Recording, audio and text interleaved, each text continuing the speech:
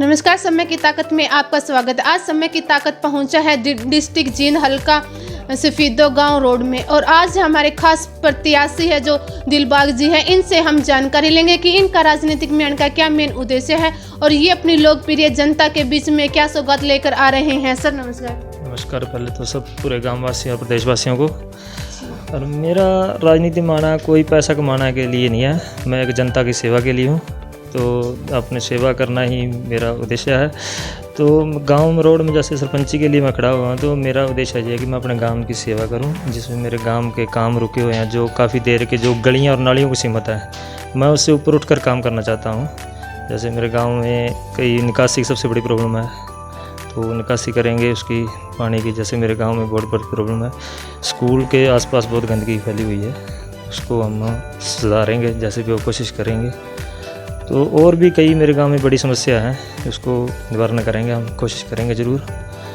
तो सबसे बड़ी तो यही मेरे गांव में निकासी की समस्या है। सर आपके गाँव में कितने वार्ड है और कितने वोट हैं? मेरे गाँव में करीबन 12 वार्ड हैं, तो मेरे वोट करीबन 2300 2400 के करीब वोट है। तो अगर सर आपके गांव का आशीर्वाद आपके ऊपर रहता है तो आपके लड़कियों की बात करें और महिलाओं की बात करें, अगर जैसे गवर्नमेंट का नारा है कि बेटी बचाओ बेटी पढ़ाओ, लेकिन उसके बावजूद भी आज लड़कियां घर में सुरक्षित नहीं है, तो लड़कियों को सुरक्षित रखने के लिए और उनका विकास करने के लिए आपके कौन कौन से कदम रहेंगे? मेरे सबसे पहले तो रहेगा शिक्षा की ओर। जैसे मेरे गांव की लड़कियां जो बेटियां हैं वो शहर की ओर पढ़ने जाती हैं। मेरा पहले तो स्कूल 8वीं तक था, अभी कोशिश करके 10th तक हुआ है। आगे और भी सरकार से डिमांड करके रिक्वेस्ट करके हम उसको +2 तक करेंगे स्कूल। जो मेरे गांव की बेटी बाहर जाती है पढ़ने, वो गांव में ही पढ़े। तो उनके लिए जैसे सुविधा सरकार देती है वगैरह, जैसे सिलाई सेंटर की, जहाँ और किसी प्रकार की सुविधा आती है लड़कियों के लिए, तो हम ज़रूर कोशिश करेंगे कि हम अपने ज़्यादा से ज़्यादा अपने गाँव की बहन बेटी को वो सुविधा उपलब्ध करवाएंगे। तो मेन उद्देश्य तो मेरा तकरीबन महिला के ऊपर ही रहेगा, क्योंकि मेरी गांव की जो बहन बेटी हैं वो बाहर ना जाएं, वो अपने गांव में रहकर अपने घर में रहकर अपना काम चलाएं। ठीक है। अगर सर बात करें हम युवा साथियों की, जैसे युवा साथी आज नशे की ओर आकर्षित होता जा रहा है, तो नशे से मुक्ति दिलाने के लिए आपके कौन कौन से कदम रहेंगे? जैसे मेरे गांव में नशा पहले तो बहुत ज़्यादा था, अब भगवान की कृपा थोड़ा कम हो रहा है। जैसे जो रह गए हैं अभी नशे के ऊपर, उसके लिए जैसे जिम प्रोवाइड करवाएंगे, जैसे सरकार से मदद लेके। तो खेल कूद की और ग्राउंड की मांग करेंगे सरकार से, तो अपने गांव में ग्राउंड भी बनवाएंगे। जो बच्चा खेल कूद की और जिम की ओर ध्यान दे तो मतलब नशे से दूर रहे बिल्कुल।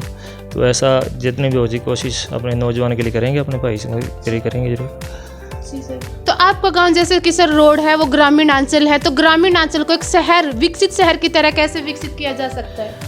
वो तो गांव से जो करे, जो मेरे साथ अगर भगवान करे मेरे को गांव वाले ताज बनाते हैं सरपंची का, तो जैसे भी होगा हम उसको विकसित करेंगे, बढ़िया क्वालिटी ले आके उसमें फैसिलिटी ले आके, जैसे मेरे गाँव में।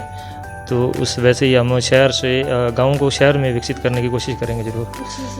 तो सर आपके गांव में क्या क्या फैसिलिटी है अभी तक और आप कौन कौन सी फैसिलिटी लेके आना चाहते हैं? जैसे कि हम बात करें चिकित्सा सुविधा की, हॉस्पिटल की और अदर बैंक वगैरह की, तो क्या क्या सुविधा है और क्या क्या आप लेना चाहते हैं? मेरे गांव में चिकित्सा की सुविधा तो है पर इतनी ज़्यादा नहीं है। तो बैंक की सुविधा तो मेरे गांव में नहीं है, डाकघर ही है को। तो जैसे भी होगा हम उसकी सुविधा उपलब्ध करवाएंगे सरकार से डिमांड कर कर। तो चिकित्सा भी पूरा बढ़िया काम पे नहीं है, अभी इतना बढ़िया नहीं है, उसकी कोशिश करेंगे अच्छा बनाएं इस गांव अपने को चिकित्सा के। तो स्कूल है एक सरकारी, तो अभी मेरे साथ अंदर और तो कोई गांव में इतनी बढ़िया फैसिलिटी नहीं है मेरे गांव में। हाँ सर जैसे कि हम पूरे गांव को, पूरे हरियाणा, पूरा देश को कवर कर रहे हैं, जो एक छोटी सी समस्याएं हैं और वो आपके साथ भी शेयर करना चाहते हैं। जैसे कि सरपंच, ब्लॉक समिति, जिला परिषद, MLA वगैरह का इलेक्शन होता है, तो लोगों की कुछ समस्याएं हैं। लोग भी चाहते हैं कि जो डिपो होल्डर हैं उनको भी चेंज किया जाए, उनको भी पढ़े लिखे या अदर जैसे इलेक्शन होते हैं उनके भी इलेक्शन होने चाहिए। तो आपकी क्या राय है इस बारे में? आपने अभी क्वेश्चन किया है, तो मेरा तो मानना ये है, अगर अभी जे गांव वाले को तंग करता है, जे डिपो होल्डर सही नहीं काम कर रहा, जहाँ अनाज सही नहीं दे रहा, तो उसको बदल देना चाहिए। गांव को तराज है तो वो चाहे वोटिंग की तरफ हो, चाहे वो सरकार की तरफ से हो, जैसे भी हो उसको बदल देना चाहिए। अगर अपने को सही अनाज नहीं दे रहा, जो गांव वाले को परेशान कर रहा है, उसको बदल देना चाहिए। जी सर। तो सर हमारे चैनल के माध्यम से आप अपने ग्राम वासियों को किस प्रकार की अपील करना चाहते हैं? जैसे कि सर नव वर्ष भी नज़दीक है, अपने ग्राम वासियों को, हल्का वासियों को, प्रदेश वासियों को किस प्रकार की शुभकामनाएं देना चाहते हैं, एक बार जरूर बताइए। मैं आपके चैनल के माध्यम से गांव वालों को यही शुभकामनाएं दूंगा। एक तो नए साल की एडवांस में हार्दिक शुभकामनाएं मेरे गांव वासी और प्रदेशवासियों को। और नशे से दूर रहो, जितना हो सके माड़ी अफवाहों से बचो, तो अपने गांव की और अपने घर की ओर ध्यान दो, तो अच्छे से खेल कूद की और जो नौजवान साथी हैं, तो बच्चे हैं जो मेरे पढ़ाई की तरफ ध्यान दो। वैसे भी ये मेरा सबसे बड़ा संदेश है।